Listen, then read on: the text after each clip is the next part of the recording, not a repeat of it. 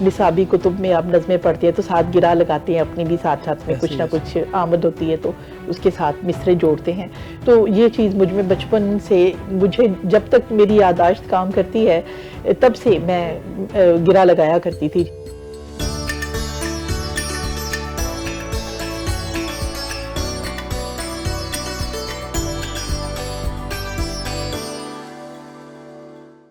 السلام علیکم، آداب خواتین و حضرات. پروگرام سخنور کے ساتھ میں ہوں آپ کا میزبان ایاز محمود ایاز. خواتین و حضرات، اپنے پروگرام کا تسلسل رکھتے ہوئے آج بھی ہم نے اپنے اس اسٹوڈیو میں ایک بہت ہی خوبصورت مہمان کو دعوت دی ہے. پیرس میں مقیم ہیں، بہت خوبصورت غزل کہتی ہیں، بہت عمدہ نظم کہتی ہیں، بلکہ دیکھا جائے تو جو بھی معاشرتی جو آج کل ایشو چل رہے ہیں ان پہ بھی ان کو جو ہے وہ لکھتا ہوا دیکھتے ہیں. ایک عرصے سے پیرس میں مقیم ہیں. ان کے حوالے سے، ان کی شخصیت کے حوالے سے، ان کے ادبی سفر کے حوالے سے ان سے گفتگو کرتے ہیں. تو آج ہمارے ساتھ موجود ہیں بہت ہی خوبصورت اور سینئر شاعرہ جناب ممتاز ملک صاحبہ. السلام علیکم. وعلیکم السلام. کیسی ہیں آپ؟ الحمدللہ. بہت شکریہ آپ ہمارے اسٹوڈیو میں تشریف لائیں.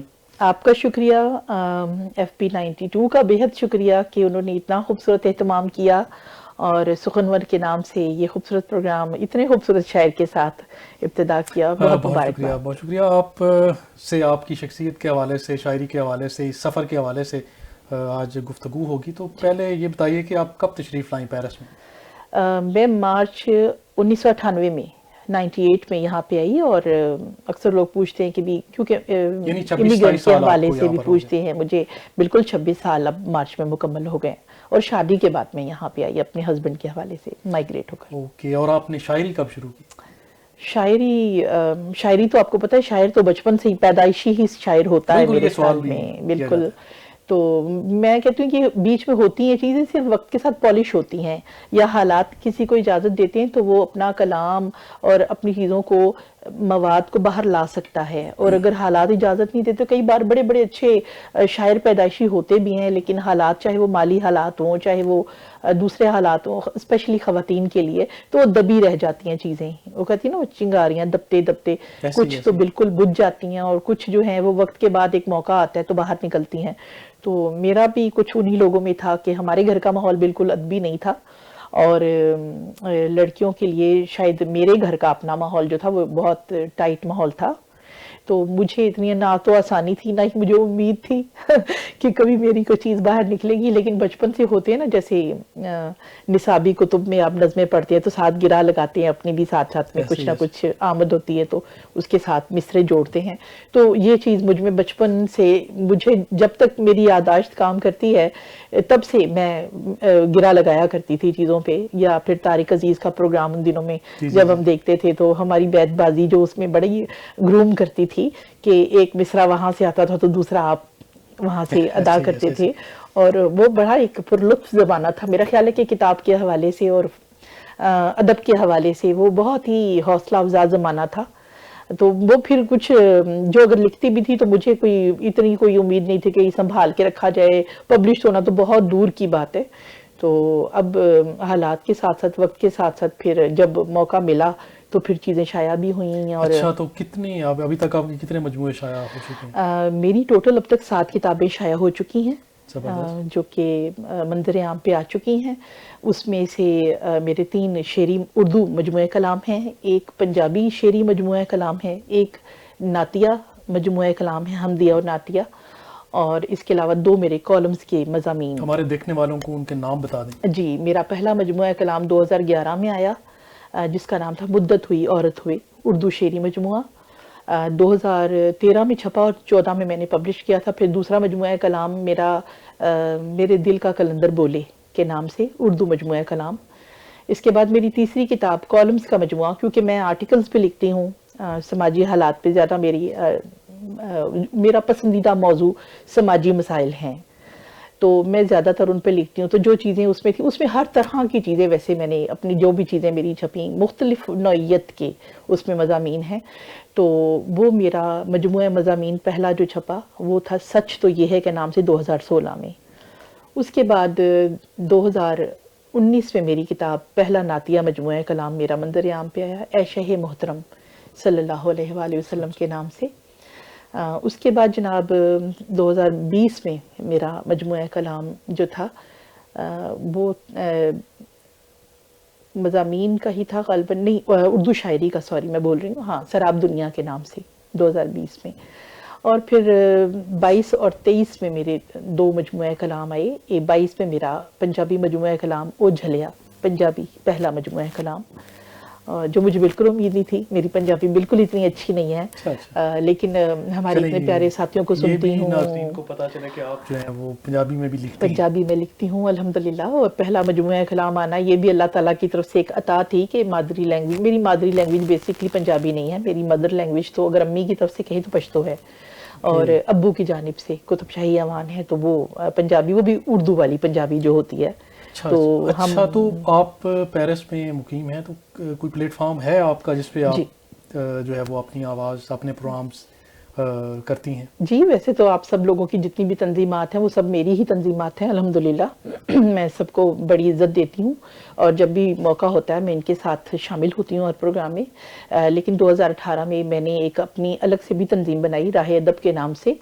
اس کا بنیادی مقصد یہ تھا کہ ہم خواتین، وہ خواتین کی جو میں نے اسٹرگل دیکھی، بیسیکلی آپ کو پتا ہے جیسے میں آئی تو میں پہلی خواتین میں سے تھی جو پبلشڈ کی طرف جا رہی تھی یا کتابیں پبلشڈ ہوئیں۔ مجھ سے پہلے یہاں پہ کسی کی کتاب جو تھی، ایک ہماری شاعرہ ہیں جن کی ایک کتاب آ چکی تھی، لیکن پروسیس میں جیسے کوئی سمجھانے والا، گائیڈ کرنے والا، کہ پبلشر کے جتنے بھی مسائل ہوتے ہیں، پروف ریڈنگ کے ہوتے ہیں، یہ طریقہ کار تو آتا ہے نا، تو مجھے یہ ساری دوڑ اکیلے لگانی تھی۔ جب مجھے دوستوں نے اصرار کیا 2010 میں کہ آپ اپنا مجموعہ لے کر آئیں، کیونکہ اس سے پہلے بیسیکلی میں آپ کو شاید بتانا بھول گئی کہ 98 سے لے کر 2014 تک میں ایک ادارے کے ساتھ وابستہ تھی، ایک مذہبی ادارے میں کام کرتی رہی، پڑھاتی بھی رہی، اور وہاں پہ جتنے پروگرامز ہوتے تھے میں ان میں بیسک پارٹ ادا کرتی رہی۔ تو وہ ایک میری بڑی اچھی ٹریننگ تھی، ایک ٹریننگ سینٹر میرے لیے بنا وہ۔ تو اس کے بعد 2014 کے بعد پھر جب، کیونکہ میں وہاں جنرل سیکرٹری کے عہدے تک کام کر کے وہاں سے میں فارغ ہوئی، تو پھر میں نے سوچا کہ اب پھر میں اردو کے لیے جب کام کرنے کے، مجھے کئی لوگوں نے کہا کہ آپ وہاں بچوں کے لیے اسکٹس لکھتی ہیں، خاکے لکھتی ہیں، اور میں خود بھی اسپیچز بھی کرتی تھی، نعت خوانی بھی کرتی تھی، یعنی ہر طرح کا کام مجھے وہاں کرنے اور سیکھنے کا موقع ملا۔ تو وہ پھر مجھے اس میں یہ ایک اچھا لگا کہ میں ایک جو چیزیں لوگوں نے کہا کہ اس کو نا تحریری شکل میں بھی لے کر آئیں، تو وہ ایک بڑی اچھی حوصلہ افزائی تھی، اور پھر 14 سال کی ٹریننگ تھی اس میں براہ راست۔ اچھا، آپ کو اتنا عرصہ ہو گیا ہے یہاں پہ پیرس میں مقیم ہیں آپ، یہاں پر آپ نے دیکھا ہوگا کہ پاکستانی کمیونٹی تقریباً 1.5 لاکھ کے قریب ہے، جی، اور اس میں فیملیز بھی بہت زیادہ ہیں، یہاں پر بچے بہت زیادہ ہیں، اور بچے جو ہیں وہ اردو اور ہماری ثقافت سے بہت دور ہیں۔ تو اس کے لیے کیا کرنا چاہیے کہ ہمارے بچے، ہماری آنے والی جو نسلیں ہیں، اردو کے ساتھ، ادب کے ساتھ اور ہماری ثقافت کے ساتھ جڑے رہیں؟ اس کے لیے والدین کو اپنا کردار ادا کرنا چاہیے، تو کیسے اپنا کردار ادا کر سکتے ہیں؟ اس کے لیے سب سے پہلی بات تو یہ کہ بچوں کو ایک دم سے بڑا ہونے کے بعد، یہاں لوگ کہتے ہیں نا کہ بچے ہاتھ سے نکل گئے ہیں، بچے ہمارے راستے پہ نہیں، کہیں پہ نہیں، بات یہ کہ بچوں کو شروع سے ساتھ رکھنا پڑتا ہے۔ بچے چھوٹی عمر سے ان کو آپ نے کہتے ہیں نا بیج ڈالتے ہیں، کمپل پھوٹتی ہے، ایک دم سے تو درخت نہیں نکلتا نا، تو وہ تو ایک پروسیس ہوتا ہے۔ تو ہمارے ہاں یہ جو شروع میں نظر انداز کرتے ہیں، جی بچے چھوٹے ہیں، فلاں پروگرام ہے یا کچھ ہے تو بچے نہیں آئے، آپ بچوں کو نہیں لائے، تو وہ کہیں گے جی بچے چھوٹے ہیں، جی بچے ابھی، اس لیے ماں بھی نہیں آئی کہ بھی بچے چھوٹے ہیں، گھر پہ ہیں۔ وہ بچہ جب تک دیکھے گا نہیں، دیکھیں نماز پڑھنے بھی اب جاتے ہیں، بچے کو ساتھ کھڑا کرتے ہیں نا، وہ دیکھتا ہے، سنتا ہے، سیکھتا ہے۔ تو یہی چیزیں ہیں ہمارے کلچرل پوائنٹ سے بھی کہ وہ دیکھے گا، سنے گا، سیکھے گا، آپ اسے لائیں تو صحیح، اس کو محفل کے آداب تب آئیں گے۔ اکثر ہمارے بچوں کو اپنی کمیونٹی میں بیٹھنے کے آداب کے بارے میں بھی شکایت ہوتی ہے کہ وہ اس سے بھی اتنے اچھے بہراور نہیں ہیں۔ وجہ اس کا قصور ماں کو جاتا ہے، لڑکا ہے تو باپ کو جاتا ہے، لڑکی ہے تو ماں کو جاتا ہے، کہ ماں اپنے ساتھ شروع سے لے کر نہیں جاتی، اور بچے آرام سے جب کہہ دیتے ہیں نا کہ ہم آنٹیوں میں بیٹھ کر کیا کریں گے، آپ نے بھی سنا ہوگا یہ جملہ کہ ہم آنٹیوں میں بیٹھ کے کیا کریں گے، جبکہ ہمارے ماں باپ کا یہ نظریہ ہوتا تھا، جب آج ہم جو کچھ بھی ہیں وہ اس ٹریننگ کی وجہ سے ہے نا، وہ کہتے تھے آپ بڑوں میں بیٹھو گے نا تو جلدی سیکھو گے، بالکل ہے نا، کیونکہ آپ کو عمروں کا تجربہ، دہائیوں کا تجربہ مفت میں سن کے مل رہا ہوتا ہے، وہ اپنی زندگی شیئر کر رہے ہوتے ہیں نا، جب بڑے بیٹھے ہوتے ہیں بات کرتے ہیں، تو آج بچہ موبائل لے کر کونے میں بیٹھا اور ماں بھی اس کا ساتھ دیتی ہے، وہ سمجھتی میں بڑا ماڈریٹ کر رہی ہوں اپنے بچوں. آپ ماڈریٹ نہیں کر رہے ہیں, آپ اپنے کلچر سے, اپنی تہذیب سے, کل آپ روئیں گی. ہماری قبر پہ ہمارا بچہ اس وقت آئے گا جس وقت اسے پتا ہوگا کہ میں قبر پہ کیوں جا رہا ہوں, ان کے لیے دعا کیوں کر رہا ہوں, ان کے لیے ایصال ثواب کسے کہتے ہیں. آپ نے تو اپنے کلچر سے خود دور کر دیا اپنے بچے کو. یہ چلیں, یہ پوائنٹ تو آ گیا آپ کا کہ والدین نے ان کو دور کر دیا. اب یہ پوائنٹ تو یہ آتا ہے نا کہ اپنے بچوں کو آپ ادب کی طرف اور اپنے کلچر کی طرف کیسے راغب کر سکتے اسی ہیں, طرح کیسے لا راغب سکتے کریں ہیں؟ گے نا جب آپ ان کو لے کر آئیں, آپ ان کو ساتھ لائیں, موٹیویٹ کریں. بیٹا ہماری زبان, آپ دنیا کی 100 زبانیں سیکھ لو, آپ دنیا کے 100 طرح کے ادب پڑھ لو, لیکن جب تک آپ کی بنیاد مضبوط نہیں. اب دیکھیں یہاں پہ عرب کلچر کو دیکھیں, ایک ٹائم آیا تھا کہ انہوں نے بھی نا بالکل یہاں پہ ایک ماحول میں رنگ گئے تھے, انہوں نے اپنے فرینچوں سے زیادہ خود کو فرینچ کر لیا تھا.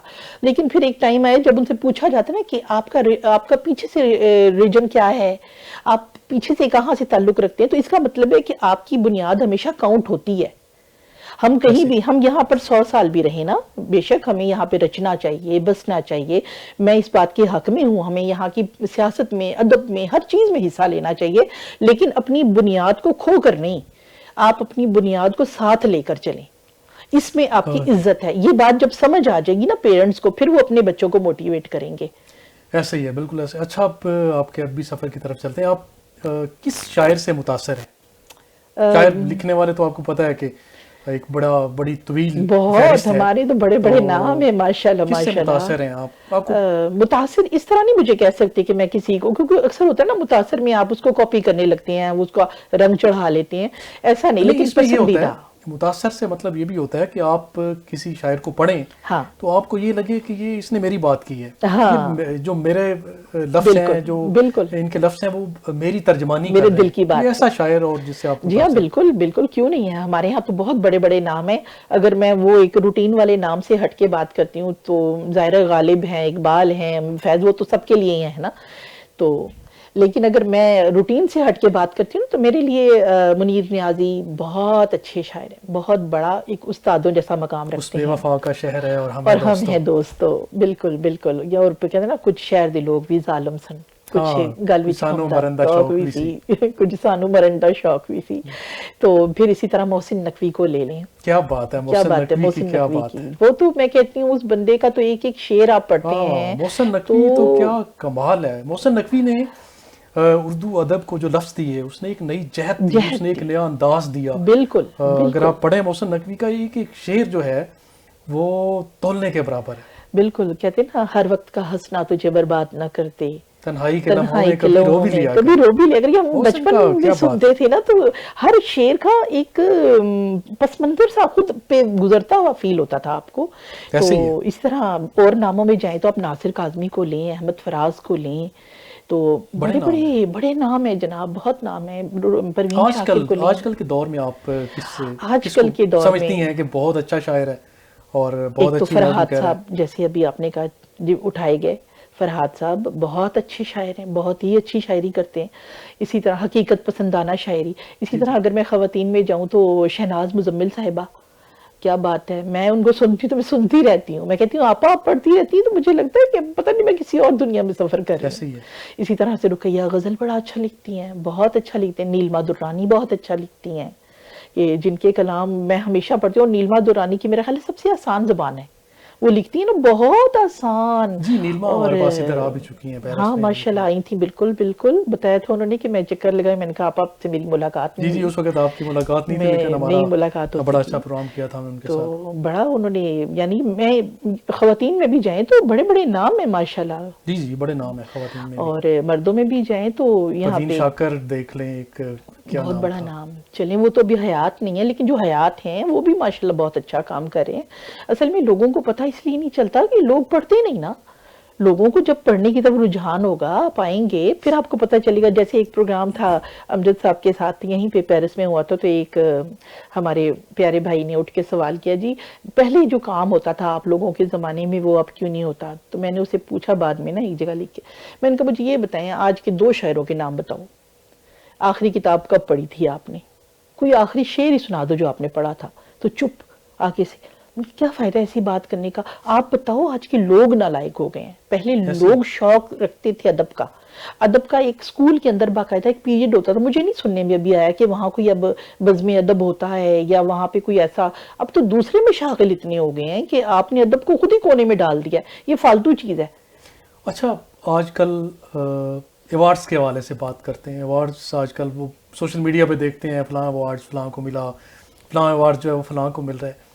تو آپ کیا سمجھتی ہیں کہ یہ ایوارڈز جو ہیں یہ میرٹ پہ دیے جاتے ہیں یا کہ تعلق بیس پر یہ سارے ایوارڈز چل رہے ہیں؟ 100% تعلق بیس پر, ماں سوائے ان ایوارڈز کی جو آپ دور بیٹھے. اب ہم سمندر پار بیٹھے ہوئے نا, اب ہمارا کوئی کانٹیکٹ نہیں, ہم نے کسی سے کوئی کندھوں پہ سوار ہو کے سفر نہیں کیا اور میں نے کہیں سے کوئی سفارش نہیں کیا. مجھے اچانک ایک آتا ہے کہ جی آپ کا کلام پڑھا, یہ وہ پڑھا, اتنے دن سے آپ کو اسٹڈی کیا جا رہا ہے اور آپ کی فلاں چیز کے اوپر آپ کو ہم یہ ایک ایوارڈ یا سرٹیفکیٹ یا سند دے رہے ہیں. اس کی ایک ویلیو ہے میری نظر میں, چاہے کسی کے لیے نہ ہو, چاہے وہ کوئی بڑی کمپنی نہیں, لیکن وہ کیونکہ میں اس کو جانتی نہیں نا, اس نے مجھے چن کے اتنے سارے لوگوں میں سے پڑھ کر ایک چیز اگر دی ہے تو میرے لیے بہت ہی اہمیت رکھتی ہے. لیکن جو وہاں پہ ہے وہ تو باقاعدہ پاکستان میں آپ کا جانا زیادہ ہوتا ہے اور ادبی حوالے سے بھی آپ ٹی ویز کے ساتھ منسلک ہیں, تو آپ نے وہاں زیادہ جانتے ہوں گے کہ وہاں پہ تو جو بھی ایوارڈ ہے اس میں حصہ رکھا جاتا ہے. پہلے تو وہاں پہ ادبی ایجنٹس ہیں جو شاید پہلے بھی تھے, مجھے دیر سے پتہ چلے ادبی ایجنٹس ہیں جو کہ آپ کو پہلے سے ہی فوکس رکھتے ہیں کہ کون, جیسے فیس بک پہ اب لکھا ہے کہ میں پاکستان جا رہی ہوں تو وہ مجھے وہاں ایئرپورٹ سے ہی پک کر لیں گے یا مجھے وہاں سے وہ نظر میں رکھیں گے. اچھا آپا ہم آپ کے لیے کیا کر سکتے ہیں, وہ پروگرام آرگنائز کرنے کے, ہر چیز کے. یہ مجھے چیزیں اب پتہ چل رہی ہیں, کچھ عرصے پہلے جب میرا واسطہ پڑا ایک دو لوگوں سے. ایوارڈز آپ کو مل چکے ہیں؟ نہیں ایوارڈز نہیں, ایوارڈز کے حوالے سے نہیں, یعنی پروگرام کے ایجنسی کے حوالے سے. بالکل میں متفق ہوں آپ کی بات سے. آپ کو ایوارڈز مل چکے ہیں؟ جی مجھے ایوارڈز ملے, تقریباً 15-16 کے قریب ایوارڈز ملے مجھے. اور میرے اکثر ایوارڈز ہوئے ہیں وہ جیسے میں نے ابھی بتایا کہ الحمدللہ میں نے کندھوں پہ سواری نہیں کی. سفارش کرنے کے لیے مجھے کبھی نہ تو میں نے کسی کے کانٹیکٹ یوز کیے ہیں کبھی, آپ سب لوگ بھی سال سے یہاں میرے ساتھ کام کر رہے ہیں, نہ میں سفارشیں کرواتی ہوں نہ میں کانٹیکٹ یوز کرتی ہوں. جو مجھے نیچرلی کسی کو میرا کام اگر بھایا ہے تو موسٹ ویلکم, نہیں بھایا تو بھی اس کی اپنی رائے ہے, میں اس کی رسپیکٹ کرتی ہوں. لیکن یہ کہ ابھی 16-17 ایوارڈ ملے ابھی اس سال, یہ بھی بڑی بات ہے, آپ 16-17 ایوارڈز آپ کو مل چکے ہیں. اچھا یہ بتائیے گا کہ آج کل کتاب کے قاری بہت کم ہو گئے ہیں, کتاب پڑھنے والے بہت کم ہو گئے ہیں. اگر پاکستان میں آپ جاتی ہیں تو پہلے آپ بک سٹالز پہ جاتی تھیں تو ہر طرف آپ کو ادب کے حوالے سے بڑے بڑے نام, ان کی کتابیں جو ہیں وہ نظر آتی تھیں.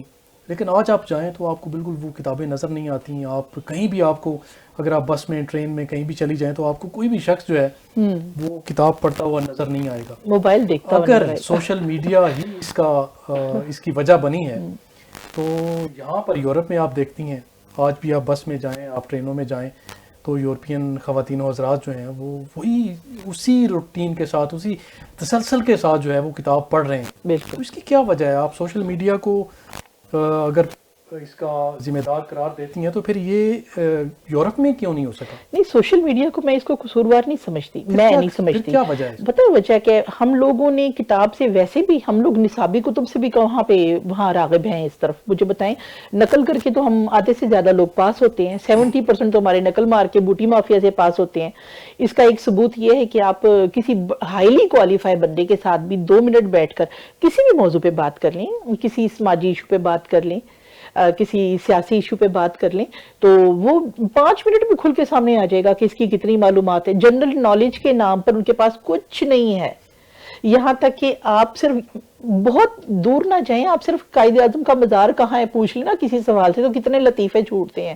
یہ اس کا ثبوت یہ کہ آپ یوٹیوب پہ چلے جائیں, وہ جو اینکرز پروگرام کر رہے ہوتے ہیں وہ خود بھی ہنس ہنس کے دورے ہو رہے ہوتے ہیں کہ یار یہ کیا لطیفے چھوڑیں, آپ کو اتنی بیسک معلومات بھی نہیں ہے.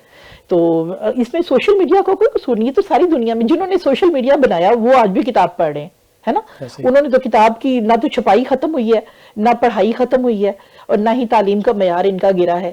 تو کیوں گرا ہے ہمارے ہاں؟ ہم بہت عالم فاضل تھے جو کتابیں چھوڑ کے اب انٹرنیٹ پہ آ گئے. تو بھیا آپ کو پڑھنے کا شوق نہیں تھا, پہلے بھی نہیں تھا, آج بھی نہیں تھا. آج بھی بہت سارے معاملات میں دیکھیں, ہمیں علمی سطح پر یہ بوٹی مافیا کا خاتمہ کرنا ہوگا اور تعلیم کو اپنی زبان میں لانا پڑے گا. دنیا کی کسی قوم نے کسی دوسری زبان میں ترقی نہیں کی, یہ ماننا پڑے گا, ہے نا. آپ ساری زبانیں انٹرنیشنل رکھیں, مضمون کے طور پہ رکھیں نا, پہلی جماعت سے نہیں, آپ پہلے 5ویں 8ویں جماعت تک بچے کو اپنی زبان میں پڑھائیں, اس میں ایک لوکل زبان رکھیں, جیسے پنجابی, سندھی, بلوچی, اپنی زبان کو 5 سال تک ان کو بیسک میں اس پہ تعلیم دیں. وہ بچہ تیار ہو جائے گا بیسک میں, اور بہت سارے مضامین نہ لا دیں اس پر, بس اس کو ایک آپ نے اردو کی پہچان کرانی ہے, اپنی زبان پڑھانی ہے, آپ نے اس کو گنتی 1 2 3 100 تک گنتی, پہاڑے کرنا, یہ بیسک سکھائیں اس کو 5 سال تک. اس کے بعد آپ جا کر اس یہ کو بتائیے کہ شاعری کے علاوہ بھی کوئی شوق ہے آپ؟ شاعری کے علاوہ میرے تو بہت سارے شوق ہیں. میرے اتنے شوق ہیں کہ میں کئی بار نا بھول جاتی ہوں کہ میں نے فلانا کام آخری بار کب کیا تھا, کیونکہ مجھے سلائی کا بھی بہت شوق ہے. میں اپنے بچوں کی, میری بیٹیاں ہیں تو میں اپنی ساری سلائی کا کام بھی خود کرتی ہوں. پروفیشنل نہیں ہوں میں, خود اپنی ڈیزائنر بھی ہوں. پھر مجھے ڈرائنگ کرنے کا بڑا شوق ہے, اسکیچنگ کا مجھے بہت شوق ہے. اور اس کے علاوہ جناب میں پروگرام ہوسٹ کرتی ہوں, اور اب تو خیر 1 سال 1.5 سال سے میں عالمی لیول پہ پروگرام گلوبل رائٹرز ایسوسی ایشن اٹلی کے ساتھ اٹیچڈ ہوں, تو میں باقاعدہ اب وہاں پروگرامز کر رہی ہوں. آج بھی پروگرام تھا, میں نے بھی معذرت کی کہ میں پہنچوں گی ٹائم پہ تو آؤں گی, ورنہ کوئی اور شروع کرے. تو ان کی وجہ سے مجھے آج گلوبل کی طرف سے مجھے ایوارڈ سے بھی نوازا گیا. ابھی پچھلے دنوں گرینڈ سیرمنی ہوئی تھی, بہت شکریہ. وہاں اردو کانفرنس ہوئی تھی, وہاں پہ بھی ہمیں ایوارڈ سے نوازا گیا, اسناد ملیں. اور یعنی الحمدللہ اگر میں اپنے پیرنٹس کے گھر کے ماحول کو, اور آج میں کہوں کہ میں ممتاز ملک اس لیے آج یہاں ہوں کہ میں وہاں سے بیس لے کر آئی تھی, تو ایسی کوئی بات نہیں تھی. نصیب بہت چیز ہے اہم, جو آپ کے نصیب میں لکھا ہوتا ہے اور جس کے لیے آپ خواہش کرتے ہیں, دعا کرتے ہیں, کوشش کرتے ہیں, وہ کبھی نہ کبھی ضرور پورا ہو جاتا ہے. ممتاز ملک صاحبہ, اپنا آخر میں ناظرین کو کلام سے آپ نے نوازا. جی ضرور. جی اردو کلام ہے. عرض کیا ہے کہ سنا ہے تو بہت عالی نسب ہے, واہ واہ, سنا ہے تو بہت عالی نسب ہے, نہیں کردار میں عظمت عجب ہے. واہ واہ واہ واہ. محبت مسئلہ ہے یار تیرا, محبت مسئلہ ہے یار تیرا, تیری بربادیوں کا بھی سبب ہے. واہ واہ واہ. اگر پیچھا چھڑا لے اس بلا سے, اگر پیچھا چھڑا لے اس بلا سے, تو خوش رہنے کی کوشش پاس تب ہے. واہ واہ. یہ پاس اور فیل والا, پاس تب ہے. تب ہے. کھلی ہیں سسکیاں ہر, گھلی ہیں سسکیاں ہر ایک لے میں, واہ, گھلی ہیں سسکیاں ہر ایک لے میں, یہی اس گیت کا رنگ طرب ہے. واہ واہ واہ, بہت اچھے. نہیں مقبول ہوتی زندگی میں, نہیں مقبول ہوتی زندگی میں, یہ وہ مانگی دعائے نیم شب ہے. واہ واہ. کبھی کرتے تھے صدقہ جو سمجھ کر, کبھی کرتے تھے صدقہ جو سمجھ کر, مگر وہ آج کل سب کا کسب ہے. واہ واہ, بہت اچھے. لگاتے ہیں ہمارے سامنے اور, لگاتے ہیں ہمارے سامنے اور پکڑ پائے نہ کوئی وہ نقب ہے. واہ واہ, بہت اچھے. لبوں کا کھولنا ممکن نہیں ہے, لبوں کا کھولنا ممکن نہیں ہے, میرا منصف شریکو جاں بلب ہے. واہ واہ, بہت اچھے. نہیں لائق وہ اس منصب کے لیکن, نہیں لائق وہ اس منصب کے لیکن, جمع بیٹھا ہے یہ کیسا غضب ہے. واہ واہ, بہت اچھے. اور مقتارز کیا ہے کہ مجھے ازبر تو ہے ممتاز قصہ, مجھے ازبر تو ہے ممتاز قصہ, بھلا پوری گواہی میری کب ہے, بھلا پوری گواہی میری کب ہے. بہت شکریہ, بہت شکریہ ممتاز ملک صاحبہ, آپ آج ہمارے پروگرام میں تشریف لائیں, آپ نے اپنا بڑا قیمتی وقت نکالا ہمارے لیے. بہت شکریہ آپ کا. آخر میں آپ نے ہی ایک شعر سے اپنے حاضرین سے اجازت چاہوں گا. تمہارے ہجر کے یہ ماہ و سال سہتے ہوئے, تمہارے ہجر کے یہ ماہ و سال سہتے ہوئے, میں تھک گیا ہوں سفر کے ملال سہتے ہوئے. اپنے میزبان ایاز محمود ایاز کو اپنے اگلے پروگرام تک کے لیے اجازت دیجیے. اللہ حافظ.